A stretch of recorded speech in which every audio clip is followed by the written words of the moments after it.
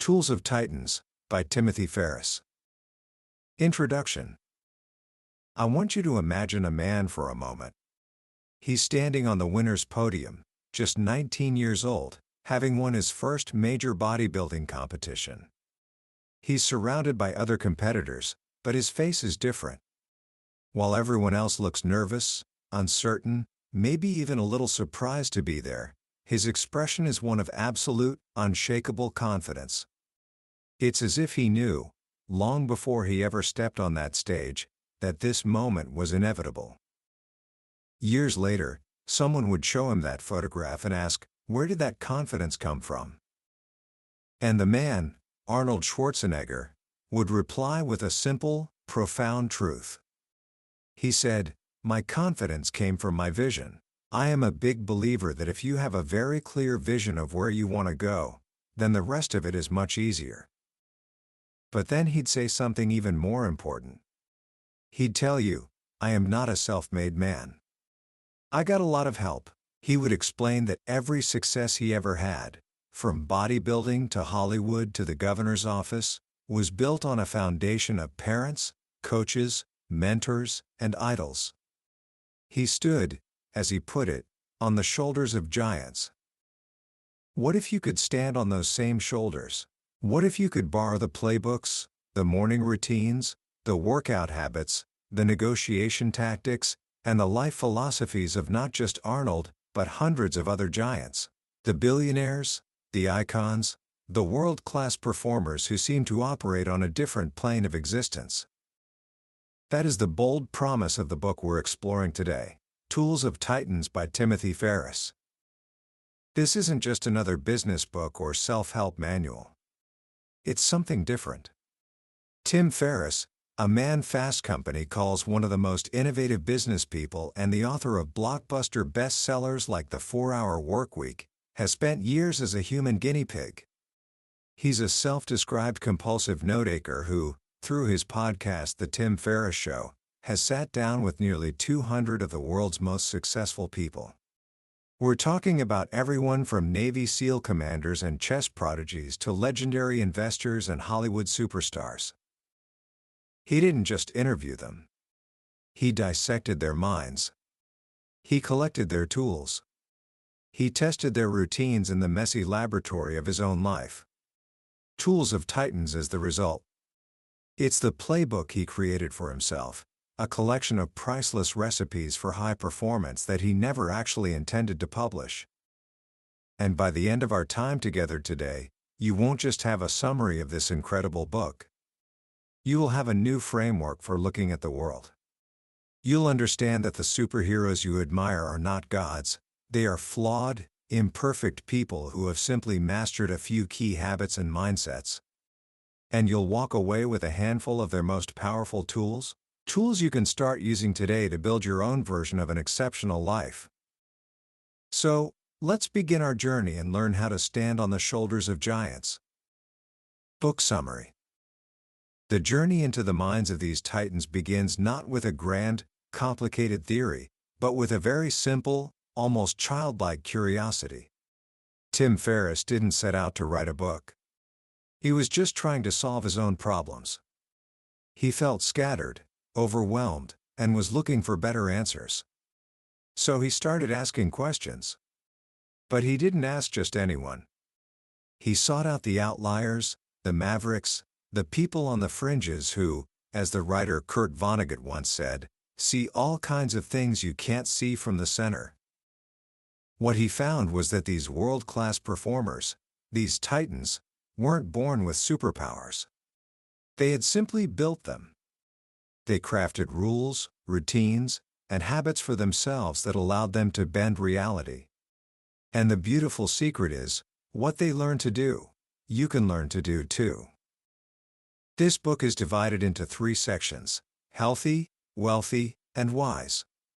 But don't think of them as separate categories. Think of them as 3 legs of a stool. If one is missing, the whole thing topples over. You can't have sustainable success or happiness without all 3. A titan isn't just rich, or just fit, or just wise. A titan strives for balance in all 3. So let's start where all great journeys begin, with the foundation upon which everything else is built. Let's start with healthy. You can have all the money and wisdom in the world, but if your body is broken, you have nothing. The titans in this book understand this intuitively. They treat their bodies not just as vessels, but as high-performance engines that require meticulous care and tuning. One of the most powerful and recurring themes is the idea of using the body as a laboratory for resilience. It's not just about being strong, it's about being anti-fragile. It's about being able to withstand and even thrive under pressure. Take Wim Hof, a man nicknamed the Iceman. This is a man who climbed past the death zone on Mount Everest wearing nothing but shorts and shoes. He's run a full marathon in the Arctic Circle in -4-degree temperatures, again, just in shorts. He holds the world record for the longest ice bath, nearly 2 hours. Now, you might hear that and think, okay, this guy is a genetic freak. What can I possibly learn from him? But Wim insists that what he can do, anyone can learn to do. He uses 2 simple tools, a specific breathing technique and, more importantly, cold exposure. He believes that our modern, comfortable lives have made us weak. We live in perfectly climate-controlled boxes, and our bodies have forgotten how to adapt.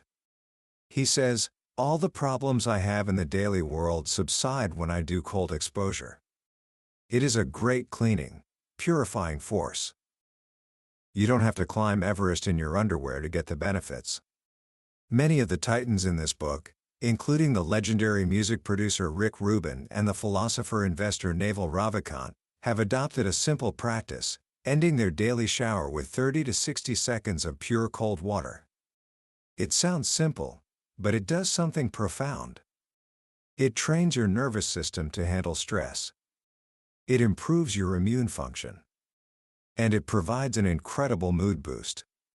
It's a small, voluntary discomfort that prepares you for the large, involuntary discomforts of life. Another titan who embodies this idea of resilience is Amelia Boone. She's been called the Michael Jordan of obstacle course racing. This is a woman who, in a 24-hour race called the World's Two-Hist Mother, covered 90 miles and nearly 300 obstacles. She finished second overall, beating 80% of the men in the competition. Her motto? I'm not the strongest. I'm not the fastest. But I'm really good at suffering. Her secret isn't just physical toughness, it's mental framing. For example, she loves to go for training runs in the pouring rain and freezing cold. Why? Because she knows her competition is probably sitting on the couch, waiting for the weather to clear. Every moment she chooses to embrace the suck, she gains a psychological edge. It's a rehearsal for the worst-case scenario. This idea of building a resilient body extends to the very foundation of movement. Many of us think of exercise as just lifting weights or running on a treadmill. But one of the most transformative figures in the book is a man named Christopher Summer, a former U.S. national team gymnastics coach. Coach Summer will tell you that most people, even elite athletes, are built on a fragile foundation. He famously described his first seminar with a group of advanced weightlifters. They failed warm-up. These strong, beastly men couldn't do the most basic plyometric drills without their knees, ankles, and backs giving out. Their bodies were powerful, but they weren't durable. His system, gymnastic strength training, isn't about doing flips on a pommel horse. It's about reclaiming the mobility and foundational strength that we all had as children but lost through years of sitting in chairs. He makes a powerful distinction between flexibility and mobility. Flexibility can be passive, like someone else pushing your leg up high. Mobility, on the other hand, is active. It's strength through the entire range of motion. For Coach Summer, the path to becoming a stud later is to be a pud now. This means you have to be willing to work on your weaknesses, the things you're most embarrassed by. Maybe it's your tight hips or your stiff shoulders. By patiently working on these deficiencies with simple, consistent exercises, You don't just get more flexible, you bulletproof your body against injury. And this foundation of health isn't just about the body. It's deeply connected to the mind. Take Drive. Rhonda Patrick, a research scientist who's done work on aging, cancer, and nutrition. She talks about something called hyperthermic conditioning, basically, using a sauna. She points to studies showing that regular sauna sessions can dramatically increase endurance, but also growth hormone levels. Growth hormone isn't just for building muscle, it's crucial for repair and recovery. It's another tool for making your body more resilient. But what fuels this machine? The book explores many dietary strategies, but one of the most fascinating is the ketogenic diet, championed by Drive. Dominic D'Agostino. Keto is a high-fat diet that forces your body and brain to run on a different fuel source, ketones, which are derived from fat, instead of glucose from carbohydrates. Why is this interesting? Because it has profound effects on the body. For one, it's an incredibly efficient fuel source. Dom found he could hold his breath for twice as long when in a state of deep ketosis. Tim Ferriss himself experienced this, holding his breath for a staggering 4 minutes and 45 seconds after some coaching from Wim Hof. But the most powerful application Dom discusses is fasting. He talks about doing a therapeutic purge fast for 5 to 7 days, a few times a year. The theory is that this process can help clear out precancerous cells from your body. Cancer cells thrive on glucose, and when you deprive them of that fuel through fasting, you make them vulnerable. It's like taking away the enemy's supply line. And it's not just about cancer prevention. Dom, after a 7-day fast, went to the gym and deadlifted 500 pounds for 10 reps. Fasting doesn't have to make you weak. It can actually make you stronger and more resilient, both mentally and physically. What all these titans have in common is a proactive, experimental approach to their health. They don't just accept the hand they were dealt. They are constantly tinkering, testing, and pushing the boundaries of what's possible, building bodies that are not just fit for today, but ready for the challenges of tomorrow. This resilient physical foundation is the first leg of the stool. It's what gives them the energy and the platform to build the second leg, wealth. Now, when Tim Ferriss uses the word wealthy, he's not just talking about money. He's talking about an abundance of time, relationships, and freedom. Money is simply one tool to get there. The titans in this section of the book are masters of leverage. They know how to get extraordinary results from ordinary inputs. One of the most powerful and recurring themes is the idea of playing offense versus defense with your life. Chris Sacca, an early investor in giants like Twitter, Uber, and Instagram, tells a story that perfectly illustrates this.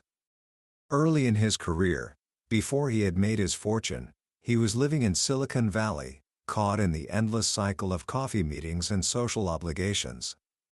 He felt like he was constantly reacting, playing defense. His inbox, he says, was a to-do list that anyone in the world could add an action item to. So what did he do? He bought a small cabin in the mountains near Lake Tahoe. At the time, it seemed like an insane financial stretch. But he saw it as an investment in going on offense. By removing himself from the noise of the city, he could be proactive. He could choose who he spent time with. Instead of having dozens of shallow coffee meetings, he would invite a few specific, brilliant founders to come spend a weekend with him in the mountains. Those deep, meaningful relationships, built in the quiet of his jam pad, became the foundation for some of the most successful investments in history. He traded the frantic pace of defense for the focused power of offense. This idea of creating your own rules and your own game is a hallmark of so many titans. Take Arnold Schwarzenegger again. When he first came to Hollywood, agents and producers told him he had no chance. His accent was too thick. His body was too big. His name was unpronounceable. They told him the idols of the day were smaller, more relatable guys like Dustin Hoffman and Al Pacino. But Arnold had a vision. He said to himself, "How can I carve myself out a niche that only I have?" He refused to audition for the regular parts. He knew he wasn't a regular-looking guy. Instead of seeing his differences as weaknesses, he saw them as his greatest assets. He waited for the right opportunity, and when Conan the Barbarian came along, the very things everyone told him were obstacles became his unique strengths. Later, when he starred in The Terminator, director James Cameron said that if they hadn't had Schwarzenegger, they couldn't have made the movie, because only he sounded like a machine. He didn't try to be better than everyone else at playing their game. He created a new category where he was the only player. This is a powerful concept that the marketing gurus Al Ries and Jack Trout call the law of the category. The book summarizes it beautifully. If you can't be first in a category, set up a new category you can be first in. Everyone is interested in what's new. Few people are interested in what's better. When you create a new category, you have no competition. Tim Ferriss did this himself by coining the term lifestyle design in the 4-Hour Workweek. He didn't just write a book about remote work, he created a new category, a new way of thinking about life and work, and for a long time, he was the only one in it. But how do you find these new categories? How do you generate the ideas that lead to this kind of wealth? James Altucher, a hedge fund manager and author who has made and lost fortunes multiple times, has a simple but profound practice. Every single morning, he writes down 10 ideas. It doesn't matter if they're good or bad. The point is to exercise the idea muscle. He says that people who have trouble coming up with good ideas don't have very many bad ideas. The secret is to give yourself permission to come up with terrible ideas. What if you can't come up with 10 ideas? James has a magic trick. If you can't come up with 10 ideas, come up with 20. You're putting too much pressure on yourself. By forcing your brain to come up with bad ideas, you shut off the internal critic, the voice of perfectionism that paralyzes you. And somewhere in that pile of bad ideas, a few good ones will inevitably show up. This isn't just about business. You can make lists of books to write, things to invent, or even people you want to be friends with. The practice isn't about the outcome of any single list. It's about building the habit of creativity on demand. But ideas are just the beginning. The titans are masters of execution. One of the most counterintuitive strategies comes from Scott Adams, the creator of the Dilbert comic strip. He makes a distinction between goals and systems. He says, losers have goals. Winners have systems. A goal is a specific, one-time objective, like losing 20 pounds or running a marathon. It's a pass/fail proposition. You either achieve it or you don't. A system, on the other hand, is a process you engage in on a regular basis that increases your odds of long-term success. Scott gives the example of his blogging. He didn't have a specific goal for his blog, like getting a certain number of readers or making a certain amount of money. His system was simple: practice writing in public on a regular basis. He was moving from a place of low odds being an out-of-practice writer to a place of good odds a well-practiced writer with high visibility. That system eventually led to guest articles in the Wall Street Journal, which led to a book deal, which led to lucrative speaking engagements. He didn't know what path it would take, but he trusted the system. This is a powerful reframe. Instead of focusing on a single fragile goal, you focus on building a robust system of skills and relationships that will serve you no matter what project you're working on. It's like building assets that you can carry with you for the rest of your life. And perhaps the most important asset of all is your time. Derek Sivers, the founder of CD Baby, offers a simple but life-changing filter for protecting that asset. He calls it the hell, yeah, or no rule.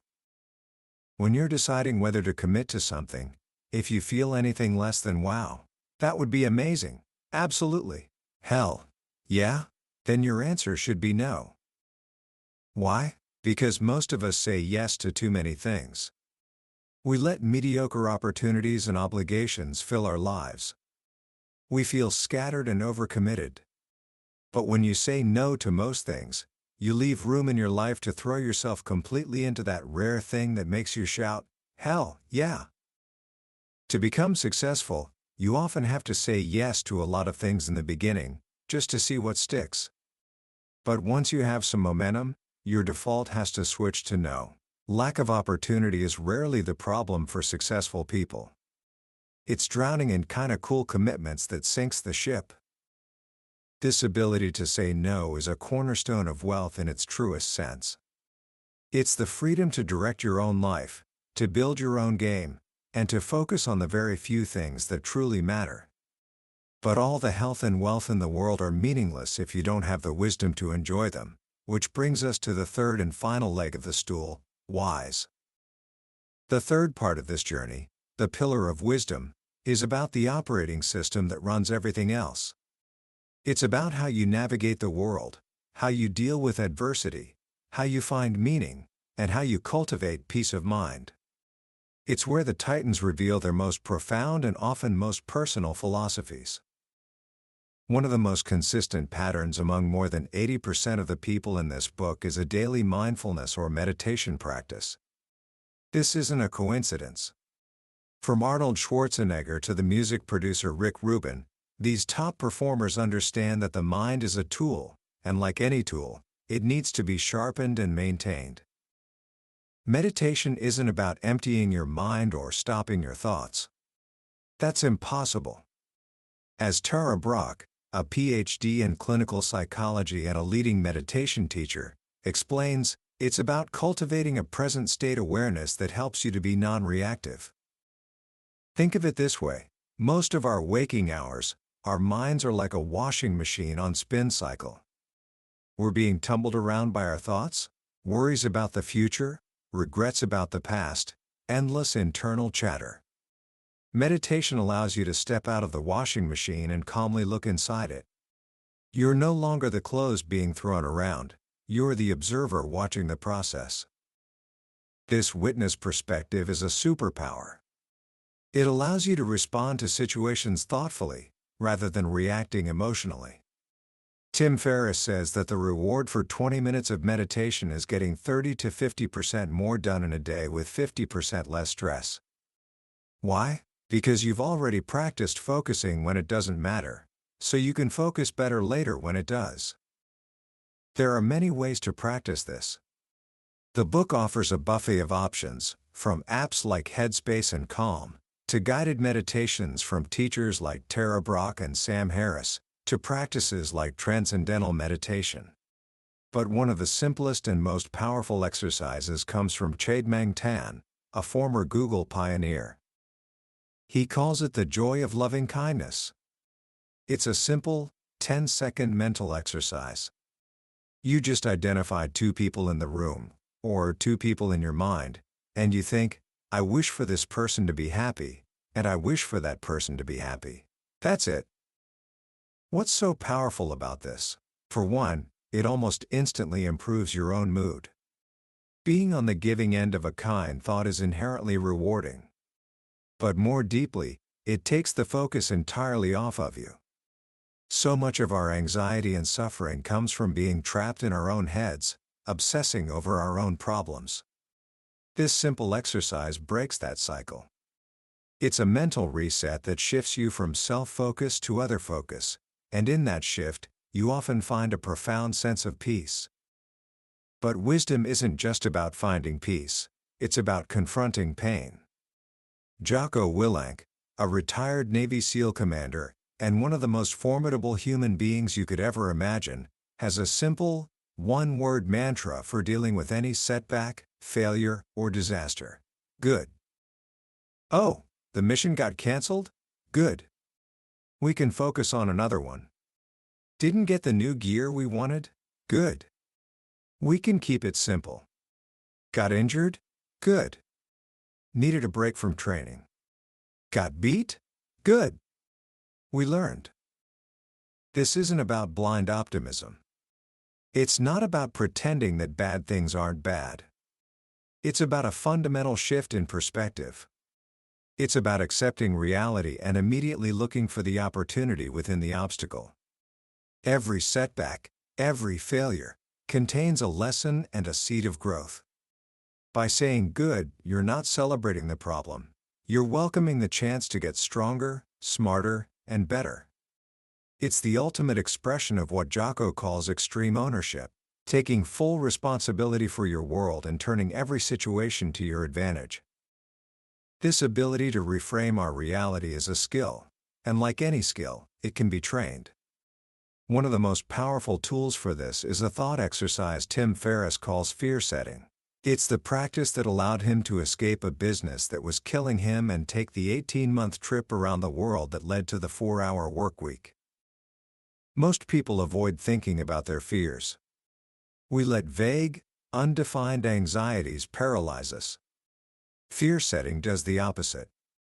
It forces you to define your fears in excruciating detail. The process has 3 steps.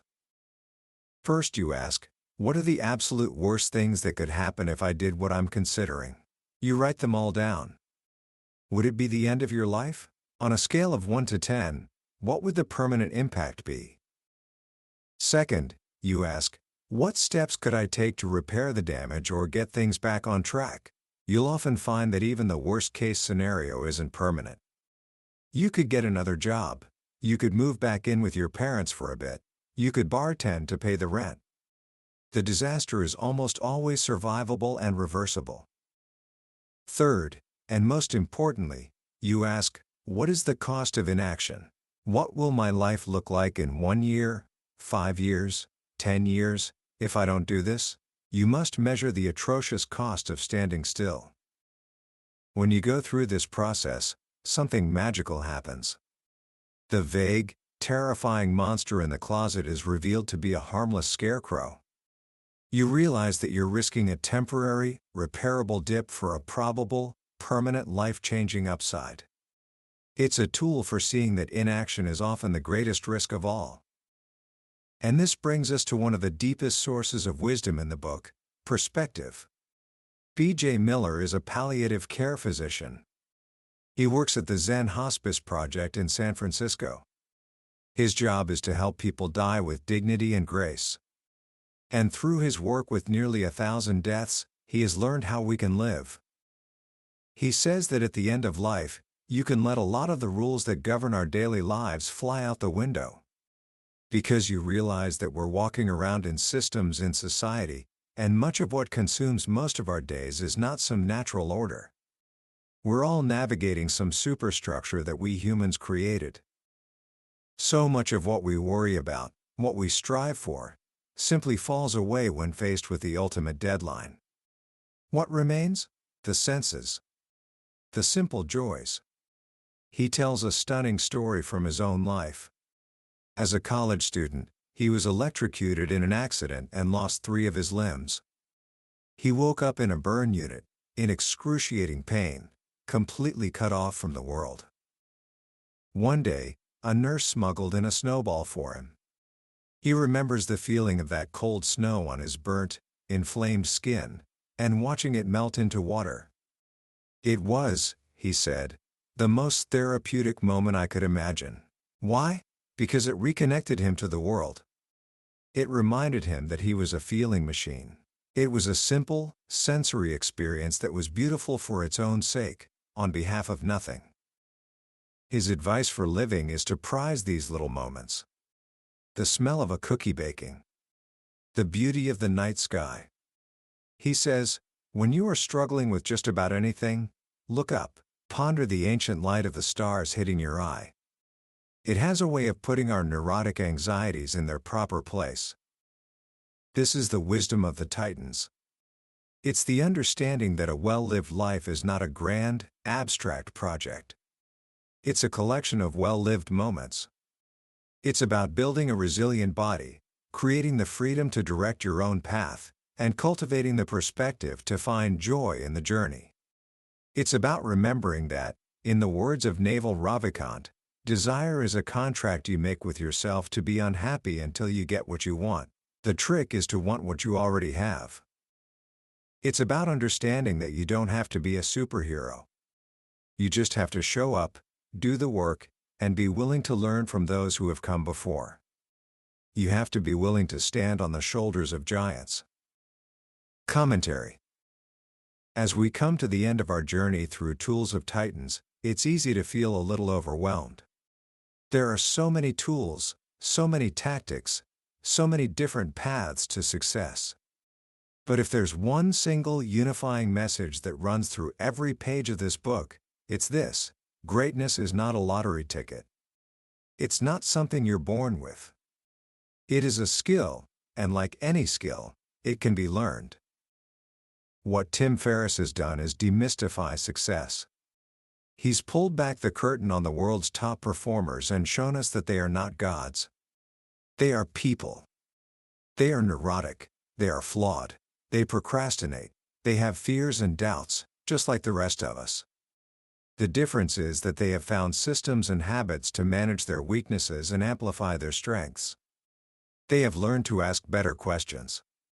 They have learned to be the architects of their own lives, rather than just passengers. This book is a profound and powerful reminder that you are more in control than you think. You don't have to accept the default settings of your life. You can experiment. You can do the opposite. You can choose to play offense instead of defense. You can define your fears instead of letting them define you. The world will often tell you that you need to be more, that you need to have more, that you need to do more. But the wisdom of the Titans often points in the opposite direction. It's not about adding more to your life, it's about subtracting what's holding you back. It's about creating empty space for creativity to flourish. It's about saying no to the things that don't make you say, hell, yeah. So, what can you do with all of this today? How can you start applying these lessons right now? I would suggest you start with 3 simple things. First, pick one question from this book and live with it for a day. Maybe it's Jocko Willink's good. The next time something goes wrong, just pause and say, good. Then look for the opportunity. Or maybe it's Tim Ferriss's question: what would this look like if it were easy? If you're feeling overwhelmed by a task, ask yourself that question.